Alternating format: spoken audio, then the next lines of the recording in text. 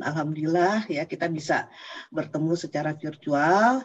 Nah, yang terhormat ini Bapak Ketua Umum Pengurus Pusat Keluarga Besar PII, Kanda Nasrullah Larada, yang tadi saya suka sekali paparannya karena tahu tentang masalah mendasar tentang penerapan pendidikan karakter terutama di sekolah. Dan juga ini pengurus besar Muslimah Ibu Istiana Hamid yang juga sebagai panitia, yang saya pikir ini acara yang luar biasa bagus ya, dan juga kepada seluruh peserta yang hadir pada hari ini. Assalamualaikum warahmatullahi wabarakatuh. Sebelum saya sampaikan materi ini, memang pendidikan karakter ini sekarang lagi in sekali, dan sebetulnya ini bukan hal yang baru ya, apalagi kalau kita sebagai Muslim ya, karakter itu kan sebetulnya akhlak mulia ya, yang mana itu adalah tujuan dari seluruh agama ya. Bahkan hadis Nabi mengatakan bahwa mengapa beliau diturunkan ke bumi ini tidak ada tujuan lain kecuali memperbaiki akhlak. Jadi sebetulnya ini adalah concern kita semua ya, mengenai karakter atau akhlak mulia. Dan ini pemerintah juga sejak merdeka itu sudah concern tentang bagaimana kita membangun jati diri bangsa, menciptakan manusia Indonesia seutuhnya, yang Pancasilais dan sebagainya. Jadi sebetulnya semua itu sudah tahu dan sangat peduli dengan masalah akhlak ini. Nah, hanya mungkin ya kita sering bertanya kenapa misal pendidikan karakter itu bahkan yang sudah menjadi undang-undang dan juga sudah diwajibkan sejak tahun 2009, itu seluruh sekolah dari TK sampai universitas itu wajib melakukan pendidikan karakter di sekolahnya masing-masing. Nah, tapi kita selalu bertanya mengapa pendidikan karakter yang sudah begitu dianggap penting dan biaya juga sudah besar dikeluarkan oleh pemerintah, tetapi kelihatannya belum sampai mencapai tujuan. Ya, nanti mungkin saya paparkan mengenai kondisi bagaimana Indonesia, terutama dalam perspektif kita memandang ke depan Indonesia ini masuk ke dalam dunia yang mungkin penuh dengan persaingan. Nah, jadi ini sebetulnya masalah bangsa yang mana ini adalah concern kita semua. Nah, hanya saya sayangkan nih yang hadir pada hari ini kok kebanyakan perempuan ya, walaupun ini yang mengadakan ini pengurus besar Muslimah PI Indonesia, tetapi bapak-bapaknya banyak yang tidak hadir ini, karena saya pikir ini masalah pendidikan, masalah bagaimana kita membangun kualitas SDM ini adalah masalah kita bersama ya. Mudah-mudahan nanti semakin banyak nih bapak-bapaknya yang hadir. Nah, kalau saya sama suami saya dari dulu tuh concernnya itu tentang pendidikan ya, makanya kenapa saya yakin ya ini para peserta ini adalah para aktivis PII yang sangat peduli dengan masalah kebangsaan ya. Itu sejak saya kenal sangat dengan suami saya Pak Sofyan, dulu saya masih mahasiswa. Kenapa saya naksir ya, itu karena memang yang dibicarakan itu masalah bangsa ya, dan alhamdulillah saya ini bisa berbicara di depan para aktivis tokoh-tokoh ya nasional yang mungkin nanti apa yang saya paparkan bisa menjadi inspirasi buat kita semua, karena mungkin kita akan ya hidup di dunia ini, apa yang bisa kita tinggalkan, tentunya bagaimana kita bisa meninggalkan generasi yang kuat, tangguh, mandiri ya, tentunya yang berkualitas ya, bukan generasi yang lemah. Nah, jadi saya nanti mungkin akan memaparkan root of the problem-nya, karena kita tahu tadi kita mungkin belum sampai mencapai tujuan mengenai pendidikan karakter ya, tetapi kita akan melihat apa sih sebetulnya masalah mendasar sehingga kita belum bisa ya menciptakan manusia yang berakhlak mulia seperti yang kita inginkan. Nah, walaupun memang sudah banyak keberhasilannya, tetapi masih perlu ya kita tingkatkan ya usaha kita. Nah, jadi itu yang akan saya sampaikan mungkin dalam waktu yang singkat ya, tadi 60 menit. Mungkin saya langsung saja ya bisa share materinya sebentar.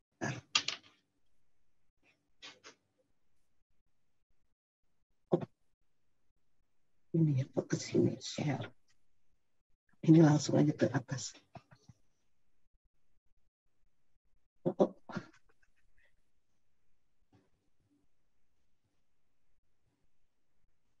Ini kelihatan jelas ya? Jelas, Bu. Ya. Jelas ya. Baik. Oke. Jadi saya memajukan judul pendidikan karakter untuk generasi Muslim Alpha, generasi Alpha.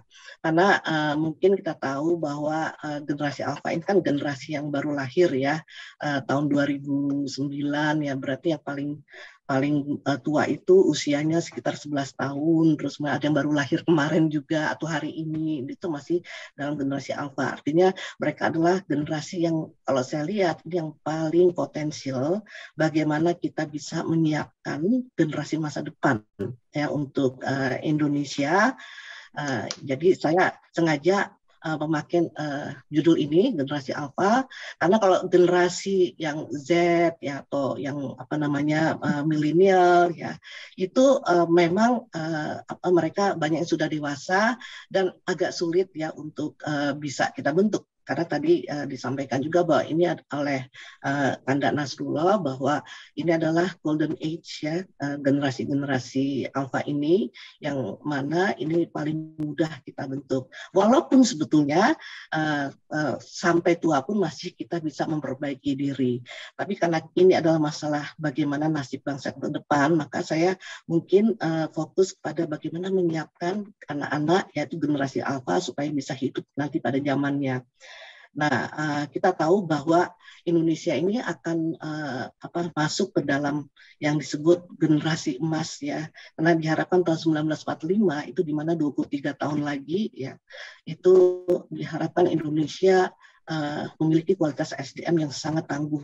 Ya, itu yang seperti dicanangkan oleh Bapak Presiden dan banyak lagi. Nah, sekarang itu adalah pertanyaannya apakah kita mampu ya untuk menciptakan generasi emas ini ya karena nanti apa namanya generasi emas tahun 2045 itu adalah yang akan banyak ya dipegang atau dijalankan oleh mereka itu generasi Z ya generasi Alpha yang mana kita ini kalau saya nggak ada lagi mungkin ya ini adalah karena saya adalah baby boomer mungkin nih banyak peserta yang generasi X atau generasi milenial ya tapi paling tidak ya kita tahu bahwa inilah yang akan generasi Z dan Alpha yang akan mewarnai ya karena mereka adalah jumlah mayoritas yang dalam usia produktif yang akan menentukan nasib bangsa kita ini. Nah, saya ingin mungkin pada kenal semua tentang bonus demografi. Nah, Indonesia ini sebenarnya pada masa yang sangat potensial sekali ya untuk kita bisa membangun secara ekonomi karena kita masuk ke dalam bonus demografi di mana jumlah kelompok orang yang tidak produktif, bukan tidak atau belum produktif, jadi usia di atas 60 tahun dan yang masih di bawah 18 tahun yang belum bekerja, itu jumlahnya lebih kecil proporsi daripada yang jumlah kelompok yang usia produktif ya, yaitu usia 18 sampai 60 tahun. Nah, artinya bahwa dependensi rasio kita ya itu menurun, sedangkan yang jumlah yang bekerja itu tinggi sekali. Nah, inilah masa-masa di mana kita seharusnya ya secara ekonomi bisa membangun. Nah, masa ini tidak bisa datang lagi sampai ratusan tahun ke depan ya karena kita ini pada puncak-puncaknya Nah, kemudian kalau nanti tahun 2030 udah mulai menurun sampai 2045, nah itu sudah di mana seperti negara-negara maju seperti Jepang ya itu sudah bukan bonus demografi lagi karena lebih banyak usia yang tidak produktif dibandingkan yang usia produktif. Nah, masalahnya ya negara-negara yang sudah duluan mendapatkan periode bonus demografi ini seperti Jepang itu tahun 1970 sudah berakhir, tapi setelah akhir bonus demografi Jepang langsung menjadi negara yang maju sekali ya dan bisa bahkan ya hampir mengalahkan Amerika Serikat. Nah, artinya bahwa Jepang itu bisa memanfaatkan yang masa bonus demografi tersebut. Nah, kemudian misalnya negara lain Hong Kong yaitu akhir bonus demografi 1981. Nah, setelah itu langsung menjadi negara yang sangat maju. Nah, mungkin Korea juga itu tahun 2000 ya berakhir bonus demografi dan langsung menjadi negara maju ya. Termasuk Singapura itu berakhir 1998 langsung menjadi negara maju. Nah, pertanyaannya kita bisa nggak ya setelah akhir masa demografi ini bisa langsung menjadi negara maju secara ekonomi. Nah, ini yang menjadi pertanyaan besar karena kita Indonesia ini masa yang penting ini yang sangat maksudnya seharusnya bisa kita membangun, kita masuk ke dalam masa-masa yang lebih sulit lagi, yang sangat sulit yaitu pertama kita ada pandemi ya. Kemudian kedua, ya perubahan teknologi yang luar biasa yang mungkin pada tahun sebelum 2000 itu belum seperti itu. Jadi perubahan begitu cepat sehingga kita belum sempat menyiapkan SDM tapi sudah kemajuan teknologi begitu cepat sekali. Nah, ini pertanyaan yang besar sekali dan kita semua tentunya harus bisa siap ya untuk memikirkan bagaimana kita menyiapkan generasi ini ya yang bisa, apalagi Indonesia itu kan boleh dikatakan orang melihat negara dengan penduduk Muslim yang terbanyak di dunia ya. Nah, karena pada tahun 2025 itu nanti generasi Alpha itu jumlahnya 2,2 miliar ya manusia. Jadi ini besar sekali dan Indonesia itu penyumbang generasi Alpha nomor 3 setelah India dan China. Nah, ini tentunya orang akan melihat bahwa Indonesia identik dengan dengan Muslim ya walaupun bukan negara Islam tapi jumlah Muslim yang terbanyak. Nah, jadi kita apalagi ini PII ya merupakan organisasi yang Islam yang cukup besar dan mungkin terbesar di Indonesia itu mungkin kita perlu untuk menyiapkan seperti tadi Kanda Nasrullah ya bagaimana strategi kita untuk bisa menyiapkan generasi ke depan ini ya. Oke. Nah, sekarang kita masuk ke tantangan abad ke-21 walaupun mungkin semuanya sudah tahu paling enggak kita ingin mengingatkan kembali bahwa begitu besarnya tantangan di masa depan ya.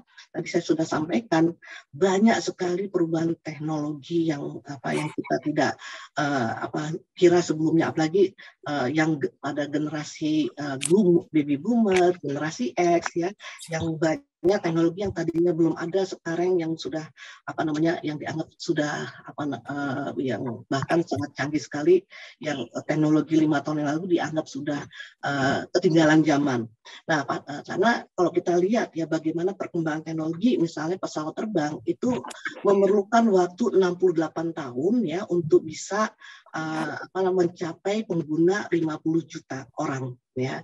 Nah, kemudian telepon ya perlu 50 tahun ya untuk bisa mencapai 50 juta orang. Nah, terus televisi perlu 22 tahun. Terus kemudian komputer itu perlu 14 tahun ya. Kemudian sampai kepada internet ya perlu 7 tahun. Facebook ya semakin cepat perlu 3 tahun untuk bisa mencapai 50 juta pengguna dan Twitter perlu 2 tahun ya. Nah, Ini apa namanya Pokemon Go itu perlu 19 hari untuk bisa mencapai 50 juta pengguna. Nah, belum lagi nanti yaitu semakin mungkin dalam apalagi dengan perkembangan yang 5G dan segala macam itu mungkin perlu jam ya untuk bisa mencapai 50 juta pengguna. Nah, artinya apa ya? Begitu kita belum menguasai teknologi ini sudah ada lagi baru dan tentunya ini memerlukan kualitas SDM yang unik ya, yang berbeda dengan yang sebelumnya. Nah, juga kita juga cukup harus concern ya. Ini dengan perubahan teknologi yang pesat ini, itu banyak jenis pekerjaan yang akan hilang dari muka bumi ini. Ya, jadi diprediksi sekitar 70-80%, nah itu akan hilang dalam waktu dekat ya. Nah sekarang pun kita sudah lihat ya dengan adanya teknologi smartphone aja ya sudah ya kayak foto, kayak Kodak itu sudah bangkrut ya, sudah nggak ada lagi dan banyak sekali lah itu mungkin dah kita tahu semua ya.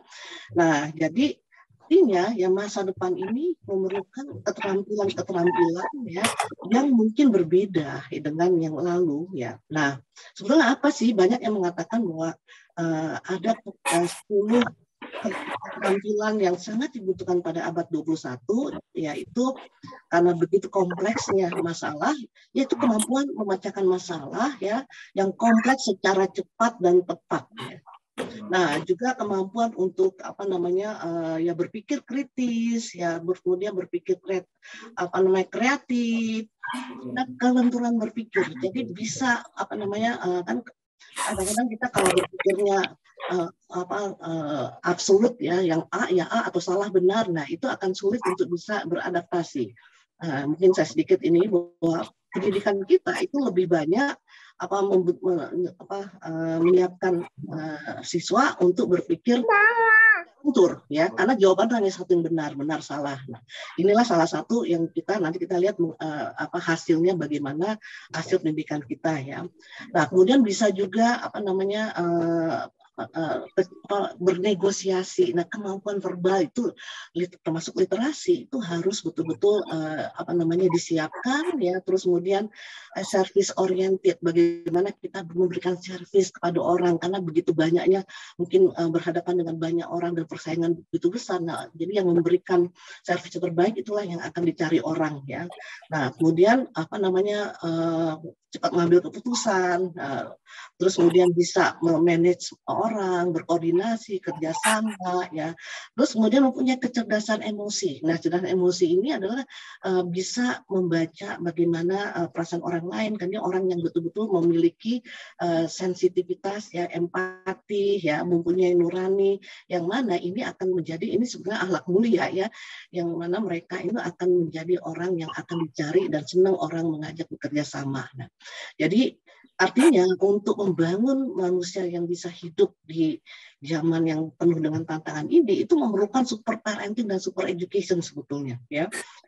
Ya membangun kemampuan akademik tapi juga bisa membangun bagaimana hati atau nurani terus kemudian kecerdasan emosi yang dia juga bisa punya kemampuan ya melakukan sesuatu ya punya keahlian dan sebagainya. Nah, ini yang harus disiapkan ya. Nah, pertanyaannya siapkah Indonesia? Karena kita sebetulnya sekali lagi sudah pernah saya sampaikan bahwa kita sebetulnya pedulinya luar biasa. Pemerintah begitu peduli dengan kualitas SDM sehingga dana pendidikan itu alokasi yang untuk bidang pendidikan ini bisa sampai 500 sampai 600 triliun per tahun. Jadi begitu pedulinya. Hanya masalahnya apakah itu sudah sesuai ya apa yang sudah dilakukan, apakah ada hasil yang memang yang seperti yang kita harapkan. Nah, coba kita lihat ya salah satu misalnya ini data, artinya ini adalah survei. Jadi ini tolong di mute ya, yang ini mungkin nah adminnya tolong di mute pesertanya karena ini agak mengganggu juga ya suaranya. Oke. Nah, terima kasih. Nah, ini adalah data yang tersedia secara ya dimanapun kita di internet tuh ada gitu ya. Jadi tentang misalnya Global Creativity Index itu mengukur tingkat kreativitas dari berbagai negara. Ini apa namanya, ada ukuran-ukurannya, misalnya jumlah penemuan, jumlah paten, jumlah dan macam-macam, itu ada ukuran-ukurannya. Nah ternyata ini Indonesia itu masih dalam kategori yang warnanya paling rendah, warna biru muda ya. Nah itu artinya rankingnya di atas 120 ya. Nah, kalau kita lihat negara-negara maju itu kan yang warnanya seperti ungu tua itu ya. Jadi kita itu dari segi kreativitas, jadi ini kualitas berpikir kita itu masih rendah. Nah, termasuk juga misalnya data tentang kan era nanti itu pasti digital ya, nggak akan kita bisa lepas dari era digital. Nah, kita itu di negara di Asia aja itu kita rankingnya, ya maksudnya kita lihat nih ranking yang ini kita dari kemampuan knowledge-nya apa namanya, kita rankingnya itu masih 63 ya dari ini dari 63 negara yang diteliti ya. Jadi artinya kita tuh masih rendah ya. Terus kemudian ya tentang teknologinya kita ke ranking 54 ya, kemudian future readiness 48. Jadi kita masih jauh dari negara-negara tetangga kita ya. Jadi untuk digital competitiveness ini data yang terbaru ya. Nah sekarang bagaimana PISA? Mungkin sudah tahu ya ini PISA ya, kita dari apa namanya secara periodik ini kita tahu bahwa Indonesia tuh masih terus angkanya di tingkat terbawah ya, 10 terbawah ya, artinya apa dari segi kemampuan berpikir tentang matematika, terus kemudian bahasa, sains. Nah itu secara umum kita itu masih rendah sekali, dan rankingnya yang terbaru tahun 2018 itu Indonesia di angka 71 ya dari 77 negara yang diteliti. Nah, ini menandakan apa? Karena semua soal-soal yang ada di PISA itu memerlukan, bukan soal yang seperti kita ujian yang apa namanya multiple choice dengan salah benar satu jawaban, karena soal-soal yang ada di PISA itu soal-soal untuk pemecahan masalah. Ya, soal-soal untuk melihat the big picture, bisa mengambil keputusan, bisa menyimpulkan, ya itu soal-soal yang ada di PISA. Nah itu memerlukan kemampuan berpikir yang sangat tinggi, higher order thinking skill. Nah ini menandakan juga bahwa ini adalah suatu kegagalan dari sistem pendidikan kita yang tidak mampu menyiapkan siswa untuk berpikir tingkat tinggi atau higher order thinking skill. Sekarang udah hot ya. Walaupun sebetulnya sekarang sudah mulai misal ujian UN itu memasukkan ya soal-soal yang hot ya, tapi ternyata itu kita rendah sekali ya, karena memang hot itu nggak bisa langsung kita apa namanya bentuk ya, buat kita kasih soal yang hot langsung bisa dijawab, karena pembentukan higher order thinking skill ini itu memerlukan waktu yang panjang sejak usia dini, seperti tadi apa Pak Nasrullah katakan gitu, bahwa manusia itu diberikan jumlah sel neuron yang sama ya, 109 neuron yang mana tergantung dari koneksi-koneksinya ya, yang mana itu memerlukan proses apa pengasuhan dan pendidikan ya, yang menstimulasi sinap-sinap di dalam otaknya semakin apa namanya canggih. Nah itu nggak bisa langsung ya, harus memang satu proses yang panjang, dan jadi berarti kita ini masih panjang ya untuk bisa sampai kepada apa namanya apa yang kita harapkan. Kemudian dari Global Innovation Index ya, ini yang data terbaru. Nah itu Indonesia itu rankingnya 85 ya. Jadi kita kalau kita lihat dari ini yang apa di negara Asia Tenggara itu mungkin Kamboja ya, memang Kamboja kan memang negara yang masih ini apa namanya lebih terbelakang dari kita ya. Tapi kita maksudnya negara yang apa harusnya punya potensi besar, kita nah, inovasi kita masih ranking rendah, dan ini juga gambaran dari kemampuan berpikir ya orang-orang Indonesia, karena kan itu berpikir inovatif ya, itu termasuk ya secara berpikir tingkat tinggi. Nah juga entrepreneurship index ya kita rankingnya masih 94. Nah ini juga salah satu indikator bahwa orang-orang Indonesia itu belum apa namanya bisa untuk apa namanya menjadi entrepreneur yang sebenarnya ya, misalnya berani mengambil resiko, ya semangat, terus kemudian mau untuk terus ini tuh berani salah ya dan sebagainya. Tentunya mengambil resiko yang calculated, yang terhitung lah begitu. Nah, kita tuh masih, karena apa? Kita mungkin disiapkan dalam pendidikan kita, kita belajar karena diberikan nilai ya, diberikan apalagi ranking ya, akhirnya kita takut salah ya. Nah, jadi ini menjadi internal program manusia Indonesia, takut salah, sehingga ingin mencari sesuatu yang aman-aman, masuk dalam zona aman. Makanya kami mendirikan sekolah karakter ya, dengan pendidikan holistik berbasis karakter. Itu anak-anak dari kelas 1 sampai SMA tuh nggak ada nilai. Ya nilai kalau ada harapan wajib lah ikut ulangan umum, atau itu perlu anak-anak nggak perlu tahu nilainya. Jadi hanya guru dan orang tua murid aja, supaya anak belajar tuh dengan semangat ya, dengan ini supaya berani untuk ambil keputusan, berani untuk salah ya, karena dengan salah itulah banyak anak-anak bisa belajar ya untuk memperbaikinya. Nah, ini kelihatan dari ranking kita masih jauh ya, masih 94 ya. Terus kemudian juga ini ya, DCI itu Digital Civilization Index. Nah, ini oleh Microsoft. Jadi ini lebih kepada bagaimana sih budaya kita, civilized ya, berbudaya atau tidak dalam bermedsos ya, dalam berinteraksi di dunia maya ya.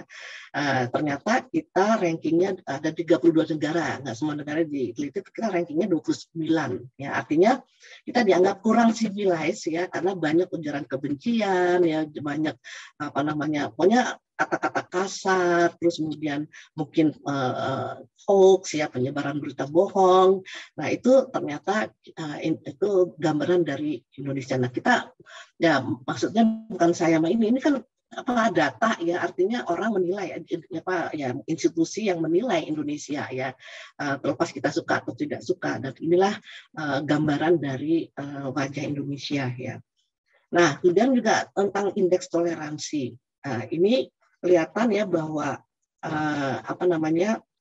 dari map ini yang warna merah ya, merah sekali itu yang paling tidak toleran. Ya, kita bukan merah sekali, masih yang kedua, yang orange ya, berarti kita masih dianggap negara yang maaf ya, ini tolong di mute ya, yang semua peserta ya, maaf ya. Oke, makasih. Nah, jadi yang orange itu adalah negara yang masih kurang toleran. Nah, kita di sana ya, jadi yang warna ya semakin biru itu semakin toleran. Nah, ini yang menarik pertanyaannya itu adalah ketika ditanyakan misalnya ada tetangga yang berbeda agama, itu apakah Anda setuju gitu ya, atau tidak? Ada berbagai indikator, misal berbeda ras atau apa segala macam. Ternyata Indonesia banyak yang tidak mau bertetangga dengan yang berbeda begitu ya. Nah, ini salah satu pertanyaannya. Jadi ini menandakan bahwa kita negara yang kurang toleran. Nah, artinya apa? Kalau kurang toleran ya, itu akan ada potensi untuk terjadinya konflik ya. Karena kalau konflik ya, itu akan tentunya merugikan kita sebagai negara menjadi tidak produktif ya, dalam berkarya, dalam berpikir ya, dan sebagainya. Nah, ini mungkin nggak yang sudah tahu, ada Islamicity Indices ya, indeks yang mana ini sebetulnya dicetuskan oleh dua profesor Muslim di Washington University atau di mana begitu ya. Ya, itu jadi dari secara berkala itu jadi buat institusi untuk melihat bagaimana tingkat sikap Islami dari berbagai negara ya, karena sikap Islami ini adalah sikap-sikap yang harusnya keberkeadilan ya, terus kemudian sosial dan politikal yang adil, ekonomi juga, terus tingkat dermawan dan sebagainya, itu ada ukurannya. Jadi makanya Muhammad Abduh itu mengatakan dulu, I go to the east and so Muslim, but not Islam. Tapi kalau to the west, also not Muslim, but they have Islamic behavior ya, jadi personality. Artinya bahwa orang yang bersifat Islami itu adalah orang yang memiliki akhlak yang lebih baik. Nah, kemudian di ranking lah berbagai negara, ternyata yang terbaru, aduh maaf suaranya kok ini ya, suaranya ribut ya. Tolong adminnya di mute semua. Ini mengganggu konsentrasi saya. Oke, ya. Terima kasih. Aduh, ribut lagi. Ya, oke. Tolong di mute semua ya. Biasanya begitu. Oke, jadi apa namanya yang nomor satu yang dianggap negara yang paling Islami itu adalah New Zealand, ya karena konflik sosialnya rendah dan mungkin dari segi kesejahteraan juga paling tinggi. Dan Swedia nomor 2. Nah kalau kita lihat dari sini data dari 10 yang besar itu Allah berikan semuanya. Bagaimana orang kafir hari ini diberikan. Oke, udah tenang ya. Nah, jadi lihat dari 10 ranking terbesar ya, tertinggi itu adalah negara-negara yang penduduknya sedikit yang muslimnya ya. Tetapi memiliki sifat Islami yang paling tinggi. Nah, Indonesia itu rankingnya di 62 ya. Jadi saya ini loncat-loncat aja ya dari 151 negara.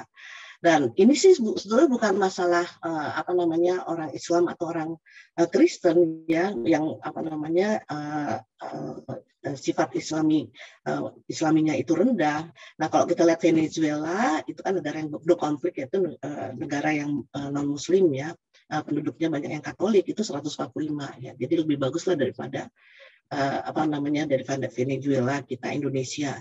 Tapi yang menarik juga negara yang Muslim ya tapi ini bisa dilihat lah itu yang misalnya Saudi Arabia itu masih di ranking yang rendah ya.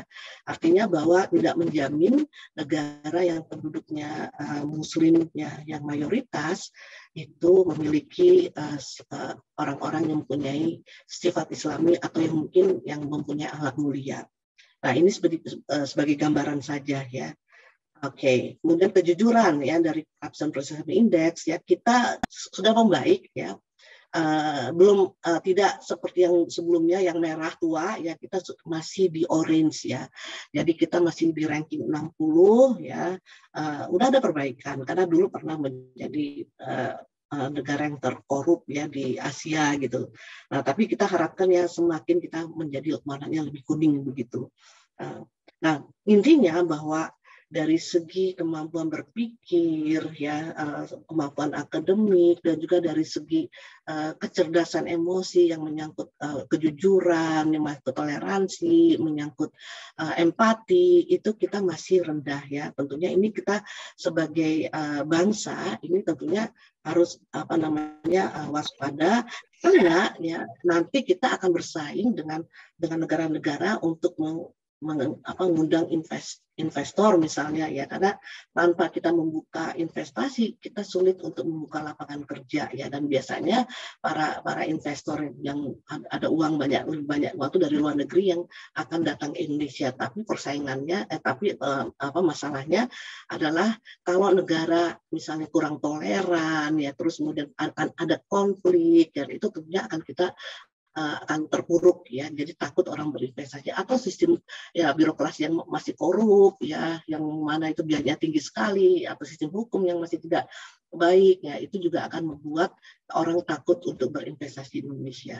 Jadi sebetulnya masih banyak ya masalah yang ada di depan mata kita apalagi dalam rangka menyiapkan masa anak-anak yang masa sekarang ini ya untuk bisa ini ke depannya apalagi kita sekarang nih masa pandemi karena ya ini ada penelitian walaupun penelitiannya di Amerika yaitu anak-anak yang dilahirkan di masa pandemi kemudian dibandingkan dengan sebelum masa pandemi sejak tahun 2010 ya ternyata ada penurunan IQ itu bahkan hampir 22 poin yang tadinya mungkin rata-rata 100 ya ini di Rhode Island ya di satu negara bagian di Amerika Serikat ya tapi ini udah bisa menjadi warning ya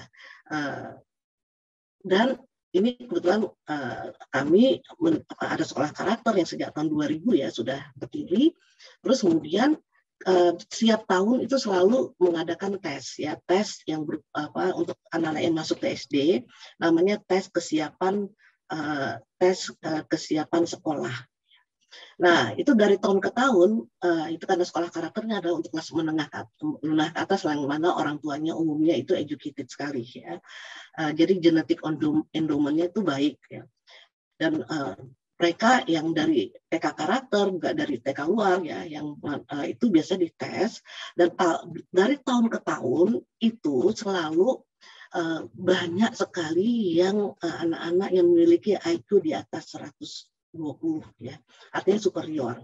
Nah, kemudian apalagi yang di atas 112, yang di atas rata-rata itu banyak sekali, yang mayoritas, karena sekali lagi ini adalah mereka yang orang tuanya educated. Nah, tapi baru sekali ini tahun ini ya untuk menerima anak-anak baru masuk tahun 2022, ada 250 anak yang dites, tidak ada satupun yang IQ-nya superior. Kemudian yang IQ 112 itu hanya satu orang, dan sebanyak sekali di bawah 100 ya. Padahal ini sama ya, dari kondisi sosial ekonomi orang tuanya sama. Nah, itu yang saya khawatir, ternyata yang anak-anak yang pada usia TK ini ya, pada masa pandemi nggak pernah tatap muka, nggak pernah sekolah ya, jadi learning loss. Nah, ini yang saya khawatir ya, ini satu sekolah aja, dan sekarang makanya tatap muka 100% diinikan, karena memang Pak Menteri juga sudah sadar, ini gawat karena ya, kalau ternyata ini seluruh Indonesia memiliki IQ yang mungkin kemampuan akademik yang jauh rendah ya, ini akan menjadi beban besar, menjadi bom waktu di masa depan ya, learning loss dan segala macam. Ya. Jadi saya yakinlah dengan PTM 100% itu suatu hal yang bagus sekali, karena anak-anak itu hampir 0% yang meninggal karena COVID ya. Kalau di Swedia yang dibuka sejak awal pandemi itu sekolah dibuka, nggak pernah ditutup, nggak pakai masker, nggak pakai social distancing, anak-anak tetap sekolah sampai kelas 9 itu wajib, kalau nggak dikirim sekolah negara bisa tuntut ya. Itu Swedia, dan yang meninggal tuh 0%. Tentunya ada yang kena, kayak kita anak-anak pastilah kena pilek atau flu ya, tapi anak-anak ternyata itu 0% ya, hampir 0%. Yang meninggal pun itu pasti ada komorbid. Yang orang dewasa pun ya memang yang meninggal tuh banyak komorbidnya ya. Nah, dia artinya ada penyakit bawaan ya.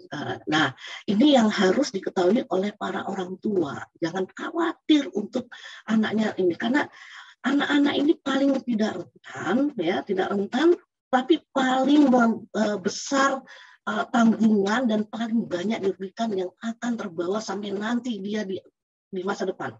Walaupun kita sudah nggak ada, ya. Jadi ketakutan para politisi, para pemimpin, para orang tua yang tidak beralasan dan mau mengorbankan masa depan anak-anak ini. Ya. Nah, ini yang saya khawatir, karena sekarang dengan PTN yang sekarang sudah mulai itu banyak sekali tokoh-tokoh yang jangan karena Omikron. Nah, Omikron ya oke ada, tapi kalau anak-anak ya itu ya sebetulnya tidak menularkan. Banyak studi saya sudah pelajarin karena saya concern sekali dengan masalah ini ya. Oke. Nah, ternyata anak-anak yang sekarang ini ya hidup dalam masa pandemi, yang dibesarkan di lingkungan ya keluarga yang mengalami stres, kehilangan pekerjaan, konflik, ya banyak perceraian, KDRT, itu yang sekarang keadaannya ya. Kondisi ketakutan, kecemasan terus-menerus, kurangnya stimulasi karena belajar di rumah, apalagi orang tua tidak tahu cara mendampingi anak belajar ya. Banyak masalah lagi gitu ya, dengan online juga banyak tidak mendapatkan data dan sebagainya ya.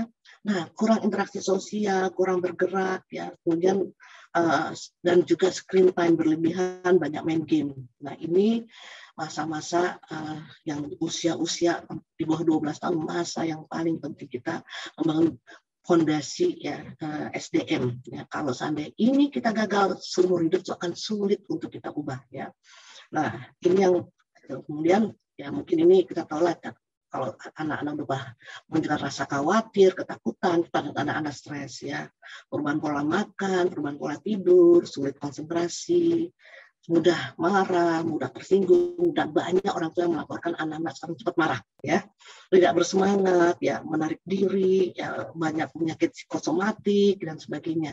Nah, kalau seandainya stres itu berlangsung sebentar, itu nggak apa-apa. Kadang kita perlu stres, ya, untuk kita bisa lebih semangat, ya. Tapi kalau terus saja, ya, secara kronis, itu menjadi racun, dan ini anak-anak pada usia di mana dia sedang berkembang, terutama otaknya, itu akan terganggu sekali, ya, perkembangannya. Nah, kita tahu otak itu kan berkembang 90%, ya, ada yang bilang 90% di bawah 5 tahun, ada yang bilang 9 tahun, 8 tahun, ya, anyway, tapi ini masa-masa yang paling penting sekali anak berkembang otaknya.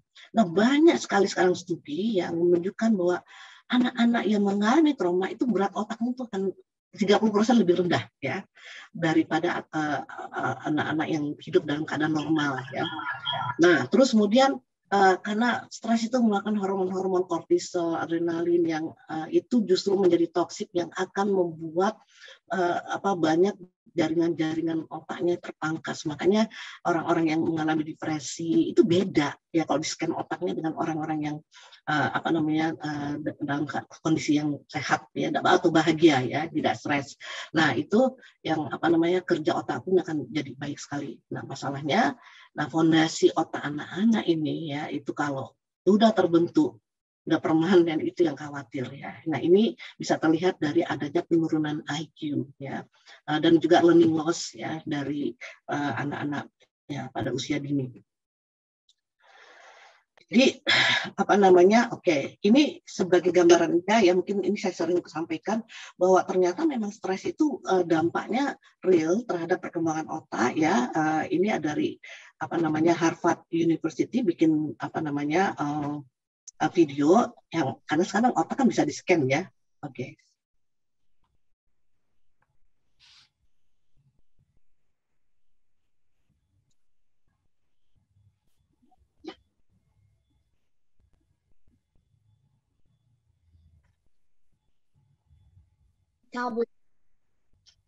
Mendengarkan suaranya?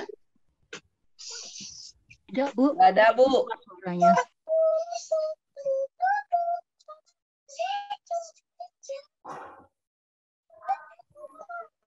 Belum terdengar, Bu Ratna, suaranya.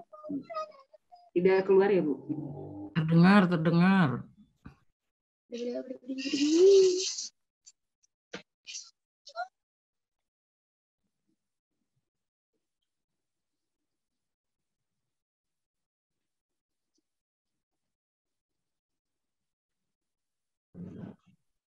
Ya kah terdengar, tak terdengar toh? Ya, suaranya ya? Belum terdengar, Bu Ratna. Hah? Suara videonya belum terdengar. Nggak kedengaran?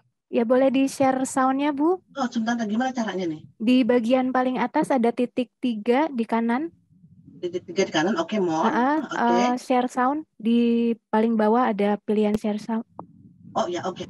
Ya. Jadi saya ulang sebentar, ya. Iya. Terhadap stres akan waspada tingkat tinggi, sehingga area otak berpikir akan semakin sedikit dan lemah.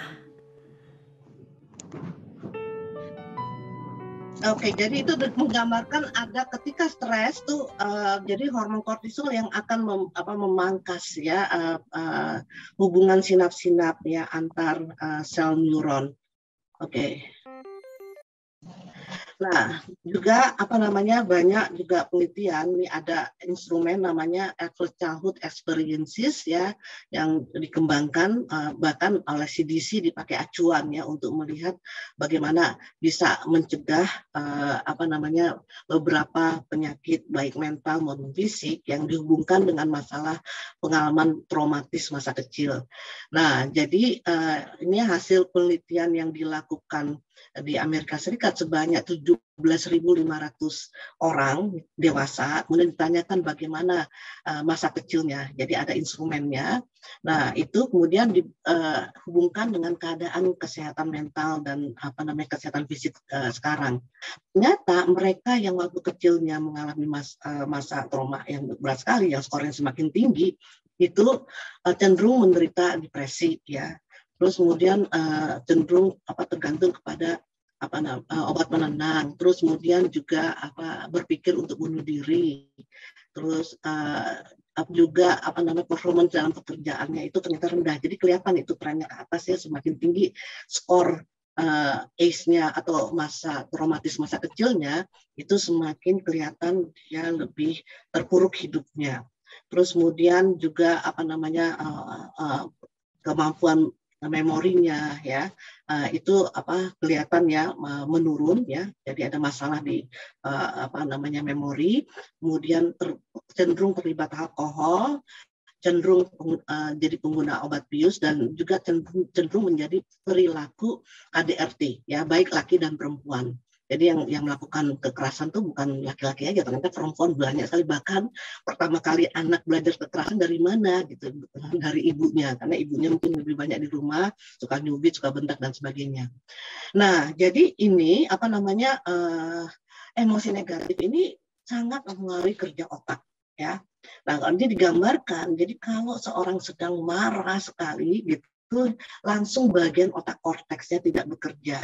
Nah, jadi artinya kalau misalnya seorang yang dari kecilnya ya memiliki lingkungan pengasuhan yang baik, maka bagian dia nggak mudah tersulut ya, karena orang yang masa kecilnya penuh dengan trauma ya, masa itu dia alam bawah sadarnya akan merekam segala macam pengalaman yang traumatis. Nah, rekaman itu ada energinya. Nah, energinya itu menjadi emosi, ya, emotion. Karena emotion itu adalah energi emotion yang bergerak. Ya. Jadi semakin banyak traumanya, emosi negatif timbul dan akan menyesakkan dada. Dadanya sesek sekali, akan mudah sekali tersulut. Ya.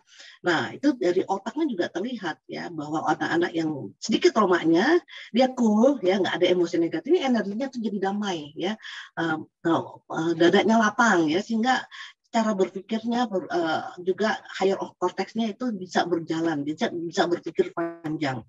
Nah, sebaliknya kalau terlalu banyak emosi negatif yang direkam, ya, dia mudah sekali tersulut. Jadi mudah sekali dia emosinya menghijack, ya, menyandra kemampuan korteksnya, kemampuan berpikirnya, sehingga banyak orang-orang yang siswatnya itu langsung reaktif, marah, maki-maki, ya. Nggak sadar gitu ya, wah pokoknya melakukan sesuatu yang sangat merugikan dirinya. Nah, ya ini ada yang menarik ya, ada semacam institusi namanya START ya, National Consortium for the Study of Terrorism and Responses to Terrorism, ini di Amerika Serikat. Jadi ini organisasi ini melihat kenapa sih the root of terrorism ya, biasanya ideologis. Nah, ini yang lebih banyak diinginkan adalah yang teroris muslim ya. Kenapa kok orang jadi terorisnya? Tapi ada penelitian dilakukan, mereka yang menjadi terlibat terorisme yang non ideologi ya, karena non ideologi artinya penyebab selain ideologis ya, selain ideologi. Nah, itu ternyata mereka adalah 45% itu adalah korban kekerasan masa kecil, ya, kekerasan fisik, ya, 21% korban kekerasan seksual, 46% korban pengabaian, juga pengalaman traumatis keluarganya, yang ada keluarganya di penjara, ya, terlibat narkoba atau alkohol, atau ditinggalkan, ditelantarkan oleh orang tuanya. Nah, ini adalah faktor-faktor non ideologis yang menyebabkan orang menjadi teroris. Jadi saya pikir kenapa orang masuk kelompok-kelompok kekerasan itu karena memang ingin mencari legitimasi, ya, mudah sekali dia masuk ke kelompok itu atau kelompok geng, ya, kelompok agama geng atau kelompok kriminal dan sebagainya, yang mana orang tuh ingin mencari legitimasi, ingin mencari teman, mencari social support ya untuk membenarkan tindakan. Sebetulnya tindakannya itu adalah pelampiasan kemarahannya yang tadi saya sampaikan, yang penuh dengan emosi negatif ya, karena masa kecil yang penuh berat sekali, itu yang ingin dia keluarkan ya. Nah, ini salah satu yang ini mungkin pernah dilihat, ini pernah viral, bagaimana emosi negatif juga menyandra berpikir rasional.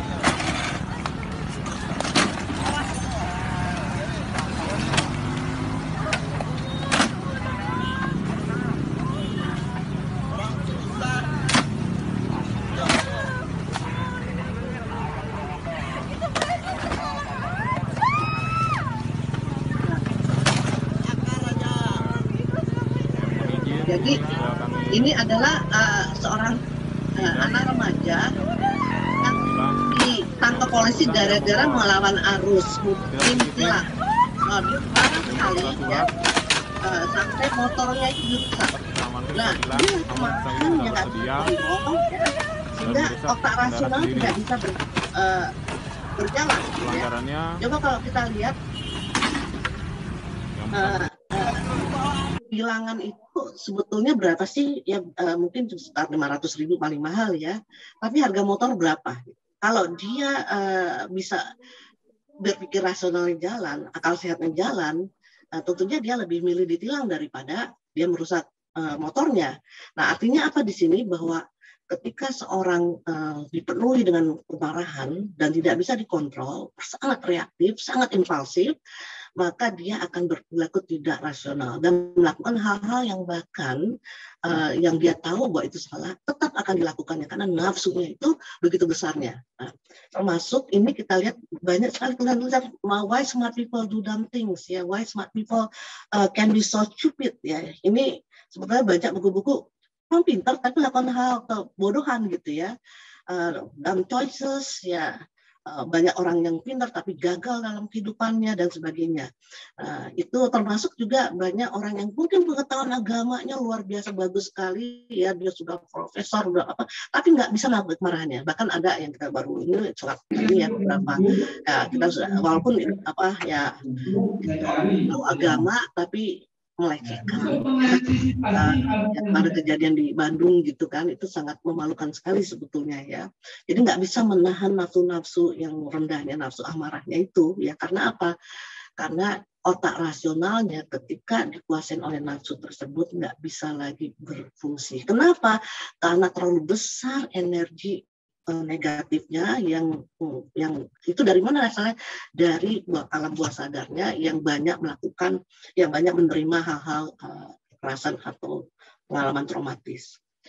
Nah, jadi intinya ya untuk bisa membangun karakter, nih, root of the problem dari bagaimana pendidikan karakter selama ini kenapa kita gagal, karena kita tidak terlalu peduli dengan masalah emosi. Ya, jadi sebenarnya emosi positif penting sekali untuk bisa bangun karakter. Makanya saya menulis buku ini untuk tentang emosi positif itu beberapa ya, hampir berapa ratus halaman ini, ternyata itu penting sekali. Yang selama ini kita menganggap itu sesuatu yang ya oke lah gitu penting, tapi tidak sampai bagaimana apa yang harus bisa kita lakukan. Jadi emosi positif adalah kunci membangun karakter. Apa itu emosi positif? Itu adalah rasa ya bahagia, saya merasa diterima, dia percaya diri, dia bersemangat dan sebagainya. Nah, kembalikan dari emosi positif ada emosi negatif, apa ketakutan, kekhawatiran dan semuanya. Nah, emosi ini akan mengaruhi fungsi otak bekerja ya, yang mana emosi negatif akan mengaktifkan otak reptilnya, emosi positif akan mengaktifkan akal sehatnya, akal budinya, ya, dan bisa menimbang-nimbang, bisa berpikir panjang untung ruginya, ya. Nah, ternyata ya itu window of opportunity, ya, kesempatan membangun kontrol emosi di bawah usia 7 tahun ya.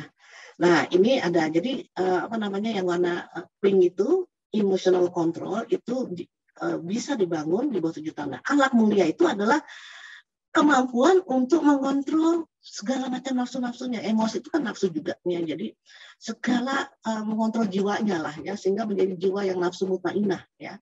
Nah, itu kemampuan mengontrol itu ternyata dibangun di bawah usia 7 tahun. Penting sekali di bawah usia 7 tahun. Maka penting sekali pendidikan anak usia dini. Ya. Karena kalau sudah lewat ini, sudah agak terlambat. Ya. Nah, tapi ini masalahnya banyak yang tidak tahu. Begitu anak bisa bicara, itu langsung diajarkan macam-macam, dilesin macam-macam, suruh hafal macam-macam, yang belum waktunya. Ya.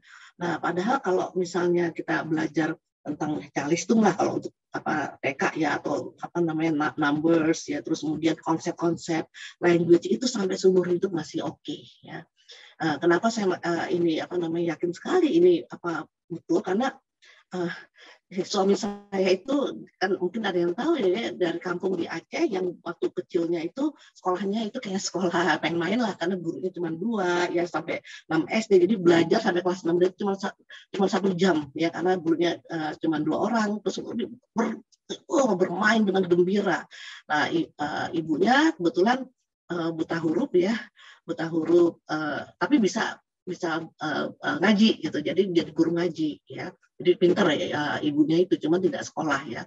Jadi nggak peduli dengan rapot atau nilai, nggak ngerti lah nilai di sekolah atau apa. Jadi betul-betul tanpa beban ya. Nah PGA yang di kampung yang juga tidak, ya maksudnya tidak terlalu inilah zaman waktu itu ya.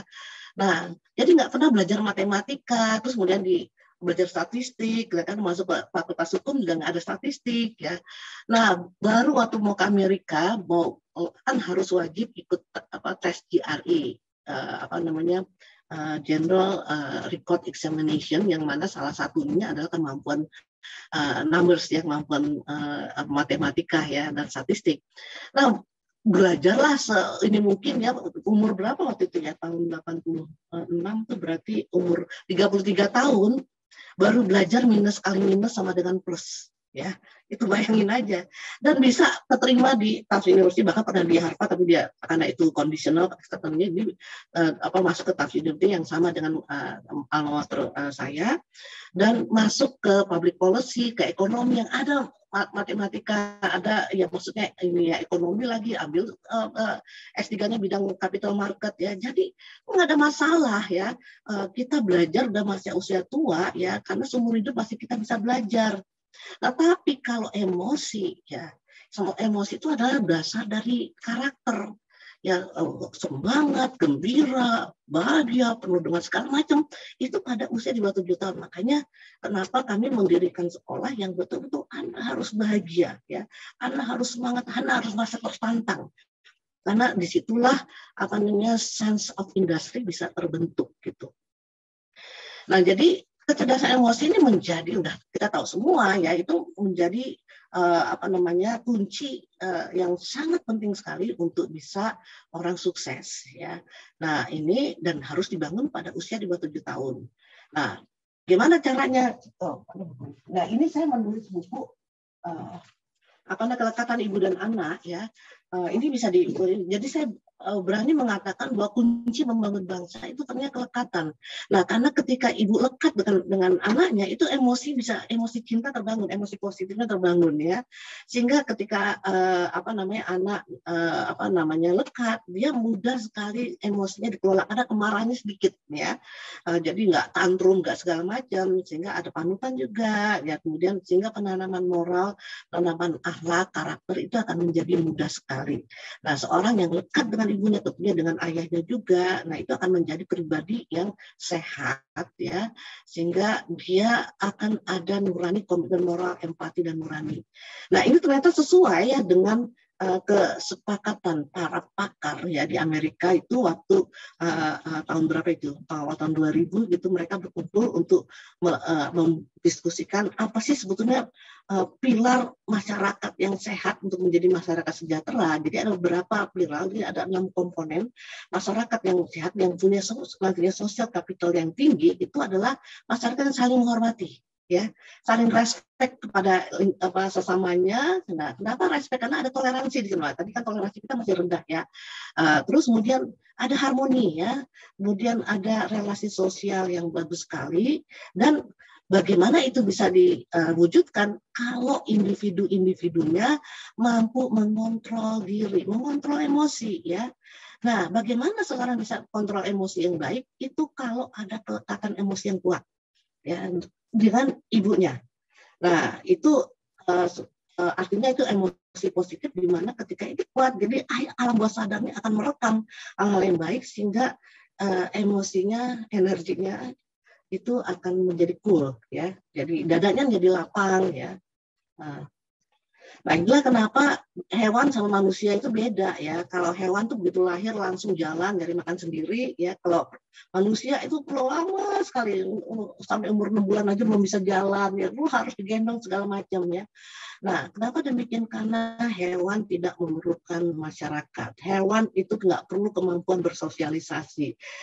Dia tidak perlu pribadi yang sehat. Nggak ada hewan depresi lah gitu ya. Artinya itu ya, jadi oke lah jalan, nggak perlu ada attachment ya. Tapi manusia itu makhluk sosial, dia untuk hidup sukses dia harus punya empati, dia harus punya kemampuan interpersonal skill yang bagus ya. Nah, dia harus mempunyai nurani yang kuat, jiwanya harus sehat ya. Makanya dia harus bisa merasakan apa itu perlindungan, apa itu cinta, apa itu perhatian, sehingga dibuatlah tidak berdaya. Kalau dia langsung jalan, ya mungkin nggak akan bisa merasakan apa itu perlindungan dan segalanya. Makanya ini penting sekali ini di banyak kaum ibu ya, yang mungkin secara terlambat paling nggak kita bisa menginspirasikan ke anak-anak kita. Yang penting itu harus lekat dulu ya, 2 tahun pertama perlu cinta ya. Kalau itu udah ada, itu udah menjadi fondasi yang bagus sekali. Ya.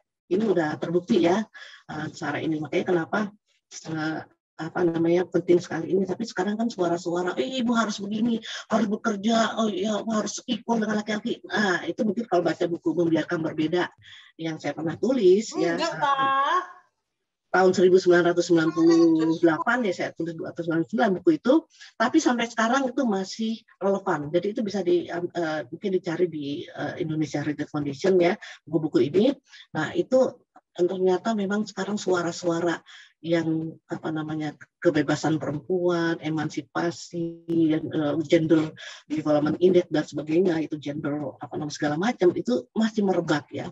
Tapi apa biaya yang harus ditanggung, ya itu berarti kelekatan anak-anak dengan ibunya, dengan orang tuanya itu makin menjauh. Inilah akar kenapa banyak sekarang anak-anak yang punya permasalahan ya, permasalahan jiwa ya, atau kesehatan mental. Nah, contohnya misal kelekatan ibu dan anak itu sebetulnya kita sedang mencoba memprogram anak mempunyai internal working model di mana dia itu akan bisa mengelola emosinya. Contohnya misal pada 100 hari pertama kehidupan bayi, ya itu 1 hari itu anak menangis 10 kali. Nah, 10 kali itu ya entah dia lapar, entah ingin digendong, entah ingin diganti popok dan sebagainya lah gitu. Nah, dia dengan menangis komunikasinya. Nah, ibunya selalu datang setiap anak menangis ya, setiap bayi menangis. Nah, katakanlah dalam sekali 10 hari menangis, dalam 100 hari itu 1000 kali respons yang diterima oleh anak bahwa oh ibu saya selalu merespon dengan penuh kasih sayang, penuh dengan perhatian, kebutuhan saya selalu dipenuhi.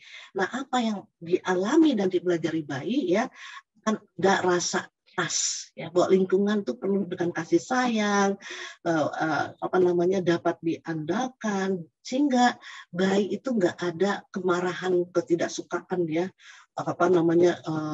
itu nggak terekam ya, sehingga dia bisa belajar menunggu dan bersabar. Sekali bisa nggak datang, oh ntar lagi datang kok gitu ya, karena ada trust di situ. Nah, inilah belajar mengelola emosi menjadi anak cerdas emosi. Jadi kalau seandainya kecerdasan emosi sebagai ada kuliah sama kecerdasan emosi, tapi yang diajarkan teori-teori. Nah, ini nggak akan kemana-mana kalau dasarnya itu tidak disiapkan ya. Banyak orang pakar kecerdasan emosi, tapi emosinya penuh kemarahan, ya mau egois dan sebagainya. Nah, jadi memang ini ada penelitian 75.000 orang ya tentang kecerdasan emosi, dan ini yang menjadikan kenapa 80-90% kesuksesan orang tuh oleh EQ bukan IQ ya. Ternyata betul ya, jadi orang yang sukses itu yang punya kecerdasan emosi yang bagus ya. Nah, juga di sekolah. Jadi bagaimana kelekatan di rumah ini bisa ditransfer ke sekolah ya, di mana ini harus ada kelekatan emosi guru dan murid. Jadi bukan lagi ya ada undang-undang, udah apa semua udah bagus lah, konsep kita bagus konsep-konsep tentang pendidikan kita, tapi gurunya bagaimana? Gurunya masih punya banyak trauma, gurunya masih ya macam-macam lah, galak, nggak tahu cara mendidik anak ya, sehingga banyak anak-anak yang malas sekolah karena nggak rindu gurunya ya. Sebenarnya sekolah yang bagus itu bukan yang canggih-canggih kayak apa, yang penting apakah ada kelekatan guru dan murid. Ya, itu yang penting, tapi anak-anak kecil tuh yang penting anak bahagia gitu ya. Nah, sehingga ketika dia lekat dengan gurunya, apapun yang diberikan gurunya, dia akan dengar. Jadi ada komitmen dan kepatuhan ya, sehingga internalisasi nilai moral itu menjadi sangat efektif. Inilah yang membuat seorang menjadi nuraninya kuat, cerdas emosi, dan empatinya tinggi ya. Dan inilah orang yang berakhlak mulia, ya orang yang nantinya mempunyai kualitas jiwa yang mungkin yang disebut nafsu mutmainah ya, tenang ya. Jiwa yang tenang, jiwa yang penuh kasih sayang, bahagia, yang kembali kepada Allah. Jadi walaupun dia mungkin udah menjalankan syariat seperti apapun, udah pengetahuan agamanya luar biasa, fikihnya luar biasa, tapi kalau dia pada marah, nafsunya marah, meledak-ledak, itu masuk amarah gitu. Nah, kan Allah bilang ya, yang masuk surga itu kan adalah orang yang nafsu mutmainah ya, itu janji Allah. Nah, yang lain nggak dipanggil gitu ya. Jadi itu sebetulnya intinya itu. Jadi bukan sekedar akademik aja, tapi jiwanya itu tenang, yang mana memiliki nurani yang kuat ya, terus punya empati yang tinggi ya, dan orang yang punya karakter anak mulia. Nah, itulah yang baik ya. Nah, solusi yang diberikan oleh IAHF ya, tadi sudah disampaikan, memang kami punya program ya. Jadi program ini pendidikan holistik berbasis karakter. Saya dan suami saya itu mendirikan IAHF tahun 2000, udah lama ya, 22 tahun. Memang ingin membentuk bangsa berkarakter cerdas dan berdaya pikir tinggi. Jadi kami berdua ini memang akademisi, artinya sama-sama sekolah, punya aspirasi yang sama, mimpi yang sama, sejak sebelum menikah juga begitu. Nah, terus ketika pulang ya, kemudian suami saya bilang, aduh saya merasa bersalah sekali nih, nggak bisa berkontribusi yang real gitu ya, memikir cari duit ya. Apalagi kan pernah menjadi salah satu divisi di BIG, jadi lebih banyak mencari uang. Nah, kamu deh bikin yayasan gitu supaya saya merasa nggak bersalah. Nah, akhirnya untuk menjalankan, karena membangun akhlak itu kan sebetulnya ini kan nabi-nabi kan misinya membangun akhlak ya. Nah, ini sebetulnya bagaimana kita bisa membangun akhlak ya, kita menjadi pewaris nabi. Nah, ini akhirnya ya udahlah saya ke IAHF aja gitu. Jadi saya banyak berkecimpung di IAHF, dan teman-teman yang awal dari cuma 14 orang tahun 2000 sekarang sudah mungkin lebih dari 275 orang karena kami sudah makin besar. Jadi program ini ya sekarang sekolah karakter yang kami sudah jalankan, udah ada di Podomoro. Mungkin kalau kita menuju ke Bogor ya, sebelah kanan tuh ada apartemen milik Podomoro. Nah, alhamdulillah ya kami bisa buka di sana karena ini sebagai daya tarik juga supaya orang ya ada sekolah lah di situ untuk membeli apartemen ya. Nah, alhamdulillah berjalan, dan juga kita punya program Semai Benih Bangsa. Nah, Semai Benih Bangsa ini menginstall ya program model pendidikan holistik berbasis karakter kepada guru-guru di daerah-daerah ya, dari Sabang sampai Merauke itu kami ada gitu ya, dan bahkan ya ada yang di hutan juga. Nah, ternyata memang intinya guru itu harus dilatih karena kita kualitas guru ini yang mungkin ya rendah sekali ya. Nah, itu yang harus dilatih. Jadi kami sekarang mungkin hampir 6.000 lah yang sedang kami latih ya, kalau PAUD di desa, dan sekarang udah masuk ke SD. Nah, kami sangat membuka ini kalau misalnya PII mau sama-sama lah kita yang membangun bangsa ini ya. Dan juga ada sudah kami punya itu universitas namanya Institute of Character Education (PHBK) yang sekarang baru tahun kedua ya. Ini untuk menyiapkan guru-guru yang bisa menjadi guru yang menyiapkan generasi alfa untuk bisa hidup di zamannya nanti gitu ya. Nah, karena kita tahu sekarang ternyata kelas kita yang mainstream ini ya, kalau di Amerika tahun 1900 ini 2020 itu kayak begini juga sama gitu ya. Ya, padahal kan ada juga hadis, didiklah anakmu sesuai zamannya, karena mereka hidup bukan di zamanmu, gitu. Mereka hidup di zamannya nanti. Gitu. Dan harus ada perubahan ya. Nah, kemudian ya alhamdulillah kami 7 tahun ya di Amerika, dan saya kebetulan anak pertama itu kan di sana dari playgroup sampai kelas 4 SD lah. Jadi bisa mengerti bagaimana sekolah di sana, dan inilah menjadi inspirasi kami membangun IAHES ya. Nah, ini sekolahnya seperti begini gitu ya. Ya, bukan lagi yang seperti yang di atas tadi begitu. Dan ini yang sekolah karakter ya. Jadi bagaimana ya anak SD ke gedung DPR diskusi sama anggota DPR gitu ya. Memang harus begitu gitu ya. Terus juga yang hands on ya, anak peduli lingkungan dan sebagainya. Ini yang suasana sekolah karakter ya. Yang model ini yang dengan model pendidikan holistik sekarang yang kami tularkan ke sekolah-sekolah lain. Dan kalau misalnya ada yang tertarik, kami memang programnya gratis kok gitu ya. Jadi karena tujuannya supaya Indonesia berubah aja begitu ya. Silakan menghubungi nanti mungkin Mbak Edi ya, Mbak Diana yang juga salah satu yang mengelola pelatihan untuk guru-guru SD. Nah, kemudian ini modelnya seperti ini ya, bagaimana sebetulnya ada 9 pilar karakter itu bisa tertanam ya, tertanam sampai dalam ke hati nurani manusia ya. Itu dengan cara knowing the good, reasoning the good, feeling the good, acting the good. Jadi bukan sekedar hafal saja, tapi bagaimana membangun nurani empati. Nah, ini ada cara-caranya. Nah, tentunya ini perlu waktu ya, pelatihan aja bisa 10 hari ya untuk bisa menjalankan ini. Itu tapi harus terus berkelanjutan gitu, artinya memang sesuatu perubahan itu memang perlu effort juga begitu. Nah, jadi yang penting sekolah itu harus dikembalikan kepada hakikat yang sebenarnya, yaitu kata sekolah itu dari bahasa Yunani skolea, artinya tempat yang menyenangkan. Nah, kita punya Bapak Pendidikan Indonesia Ki Hajar Dewantara itu punya taman siswa. Jadi sekolah itu harus seperti taman ya. Ternyata Ki Hajar Dewantara itu pernah dibuang ke Belanda ya, mungkin selama 2-3 tahun karena orang pintar sekali, nggak ada yang dikerjain, yang kerjanya baca buku aja. Teori-teori biasa, Erik Erikson, terus kemudian Montessori itu dipelajarin, saya pernah baca bukunya ya, itu dipelajarin dan punya konsep. Waktu ke Indonesia pulang, beliau mendirikan taman siswa ya. Tapi sayangnya ya taman siswa ini mungkin kalah dengan program pemerintah ya, apalagi dengan impres itu saya nggak tahu, tapi konsepnya itu bagus sekali.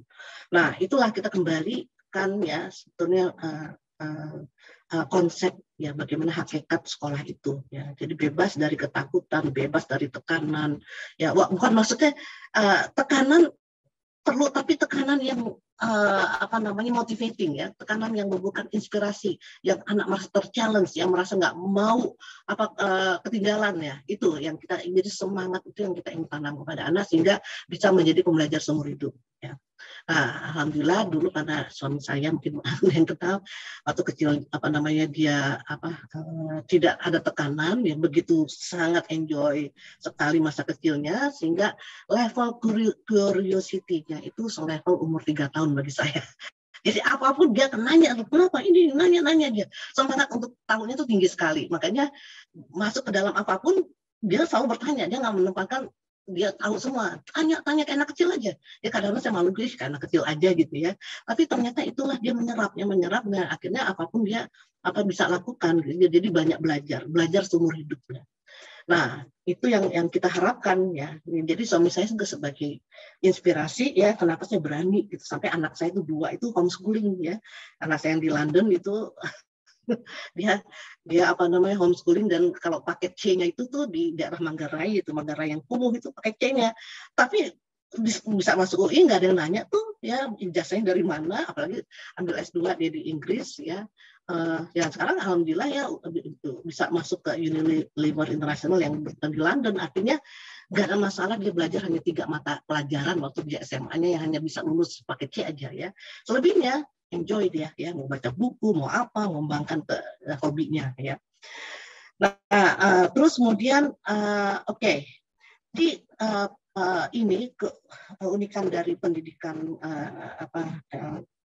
pendidikan holistik berbasis karakter itu, kita ingin mencoba yang mengubah yang selama ini pendidikan konvensional dan sudah terlihat hasil yang tadi saya sudah sampaikan bagaimana pendidikan Indonesia di dunia internasional. Nah itu ternyata penuh dengan emosi negatif ya. Jadi fear based ya konvensional. Aduh, karena dijudge ya dengan angka, dengan ranking, tekanan-tekanan, pelajaran 17 mata pelajaran ya, dan dibanding-bandingkan, banyak bully di sekolah ya, anak yang pinter yang 10 besar itu ditanamkan sifat iri, nggak mau temannya berhasil karena rankingnya nggak mau turun dan sebagainya. Ada sifat-sifat yang negatif itu justru ditanamkan di sekolah konvensional. Nah inilah yang kita ingin coba ya untuk mengubahnya ya dengan emosi ya positif, love based ya, bagaimana anak bisa saling menghargai, bisa saling toleran, bisa jadi nggak ada anak yang oh itu anak tuh punya yang enggak ya, anak itu jago gambarnya hebat, jadi saling memuji gitu, karena kita orang Indonesia kurang memuji, gitu guru-gurunya juga jadi kurang memuji ya. Nah kita ingin ubah itu ya, terus bangga dengan dengan apa hasilnya ya, jadi tidak melihat bandingkan orang lain tapi progres dengan apa yang dihasilkan. Dia harus sedang kita celebrate everything gitu ya. Jadi dan pokoknya percaya diri anak-anak yang berikan untuk umumnya percaya diri, kemampuan verbalnya juga bagus, negosiasi bagus. Nah mudah-mudahan ini bisa kalau ini bisa disebarkan ya, bisa mewarnai nanti ya wajah-wajah kualitas SDM kita di generasi emas nanti ya. Jadi emosi positif itu pastilah ide anak bersemangat, inilah etos kerja yang disebut, kalau Erik Erikson mengatakan sense of industry. Karena kalau tidak kita menjadi orang yang inferior ya, yang kita tidak punya percaya diri ya. Ini usia 7 sampai 12 tahun. Jadi di bawah 12 tahun. Makanya kami bergerak tuh lebih banyak di usia TK dulu, nanti sekarang udah mulai ke SD. Itu udah benar, insya Allah kedepannya itu oke ya. Nah, juga kurikulum kita tuh tidak ada satu jawaban benar enggak. Jadi jawaban tuh bisa macam-macam, bisa 1001 macam. Salah satu contoh, bisa di tempat parkir ada 30 ban ya. Ada 30 roda. Sebutkan jenis kendaraan apa saja gitu. Boleh macam 1001 macam permutasi ya, kombinasi itu ada gitu ya. Dan jadi anak terbiasa bahwa oh iya ya, jadi ada jawaban-jawaban lain. Jadi terbiasa akhirnya toleran yang berbeda. Itu juga akan nggak ada satu jawaban benar salah. Karena yang benar mutlak itu hanya Allah aja ya. Benar yang mutlak salah itu setan. Nah, manusia tuh abu-abu ya. Semakin terang ya kan, ada katanya ya nur Allah itu kita ditutupi oleh 70.000 hijab ya kegelapan dan 70.000 hijab cahaya ya. Nah jadi sebetulnya itu kita in between lah gitu ya, nggak ada. Nah itu yang harus dibiasakan sehingga bersikap toleran, karena perbedaan pendapat itu hal yang biasa begitu ya. Nah jadi juga berpikir kami kurikulumnya didesain sedemikian sedemikian rupa ya untuk melibatkan higher order thinking skill ya, dengan cara ya ada caranya itu. Nah, karena kita ingin mencoba, karena yang sistem pendidikan kita ya umumnya itu adalah yang hafalan saja ya, asal sama dengan isi buku kita aman, nilainya bisa A gitu ya. Nah itu ternyata yang paling rendah itu to remember ya. Nah sebetulnya yang paling tinggi lagi itu adalah to create ya. Create itu memerlukan keterlibatan motorik, keterlibatan pikiran, keterlibatan emosi, ada semangat di situ. Nah, itu yang kita bangun. Jadi kita pakai project based learning, kemudian nanti anak bisa mengevaluasi dan menganalisis ya, kemudian menerapkan, dan dia pasti mengerti dan pasti hafal. Tapi ada semangat di sini. Sekarang mungkin kita pernah merasakan kebalikannya ya. Kita hafal bagus semua satu isu bagus nilainya, tapi 2 minggu kemudian ditanyakan lupa ya. Karena situ nggak ada emosi dan sebagainya. Kita pakai yang disebut project brain based learning ya, supaya kita apa yang kita pelajari itu melekat ya. Nah juga anak-anak diberikan keterampilan mengenai emosi. Jadi anak-anak diberikan neuroscience for kids ya. Jadi kalau dia sedang marah, dia tahu nih otak mana yang sedang bekerja ya. Itu ada cara-caranya. Dan juga untuk bagaimana bisa mengelola emosi dengan fokus jantung ya. Karena emosi itu sangat berhubungan erat dengan detak jantung. Kalau kita emosinya negatif, detak jantungnya lebih tinggi dan tidak beraturan ya. Jadi itu hormon kortisol keluar. Nah, itu biasanya penyakit degeneratif itu akan timbul ya. Mudah sekali timbul. Nah, kemudian kalau itu sudah terbentuk ya, itu bisa dilatih dengan cara kita latihan pernafasan ya. Kemudian merasakan cinta, merasakan bahagia ya, supaya nanti detak jantungnya menjadi ini dan akhirnya bagian otak korteksnya lebih aktif. Inilah yang kami lakukan selalu ya. Jadi model PHBK ini ya, jadi ini mudah-mudahan menjadi solusi komprehensif dalam membangun SDM Indonesia ya, karena kita ingin bangun struktur otak yang optimal. Kita ini sebagai arsitektur sebetulnya ya untuk anak-anak kita gitu. Kemudian membangun kesehatan jiwa ya, nurani dan empatinya hidup, membangun seluruh dimensi manusia, pendidikan holistik. Jadi tidak saja akademik tapi seluruh aspek dimensi ini manusia itu kita bangun. Makanya holistik ini manusia yang holy, kita adalah manusia yang bijak. Ternyata arti holy itu awal katanya dari whole ya, whole itu menyeluruh. Dia orang yang berkembang secara menyeluruh seluruh dimensinya, dia menjadi holy, orang bijak ya.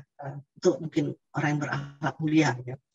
Menciptakan emosi positif ya, tentunya di rumah dan sekolah. Jadi ada juga program parenting ya. Kemudian pendidikan 9 pilar karakter terstruktur dan sistematis dengan knowing, listening, feeling, acting. Jadi nggak hafalan saja ya, tapi anak harus bisa merasakan, harus bisa reasoning ya, sehingga dia bisa berpikir ya. Kemudian ketangguhan mengelola emosi.